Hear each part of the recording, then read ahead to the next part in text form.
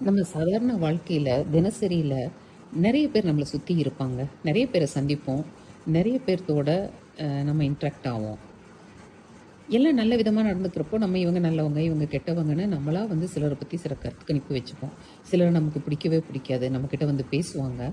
ஆனாலும் அவங்களுக்கு நம்ம பெரிய வேல்யூ குடுக்க மாட்டோம். சிலர வந்து என்ன காரணம்னே தெரியாம நமக்கு பிடிச்சிருக்கும். அவங்களுக்கு ரொம்ப வேல்யூ குடுப்போம். அப்படி நம்மள சேர்ந்த மனுஷருங்க இவங்க அப்படின்னு, நம்மளே வந்து நம்ம மனசுக்குள்ள ஒரு வால் கிளப்பி வச்சிருப்போம். ஒரு வால கிரியேட் பண்ணி, இவங்கலாம் நம்மள சேர்ந்தவங்க.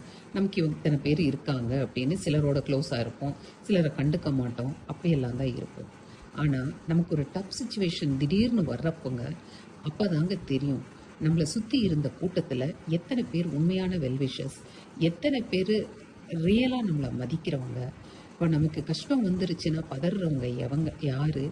என்னன்னு பார்க்குறப்ப தாங்க, உண்மையா நம்மள சேர்ந்தவங்க யாரு அப்படின்னு தெரியும். அந்த உண்மையிலங்க நம்ம உதாசீனப்படுத்தி, இவங்கெல்லாம் என்ன ஆளுங்கன்னு நெனச்ச எத்தனையோ பேரு தான் உயிர குடுக்க முன் வருவாங்க. இவங்க தான் கிரேட்டுன்னு நம்ம நெனச்சிருந்த எத்தனையோ பேரு 10ஓட 11 காணாம போயிடுவாங்க. இது வாழ்க்கை நமக்கு உணர்த்துற பெரிய பாடங்க.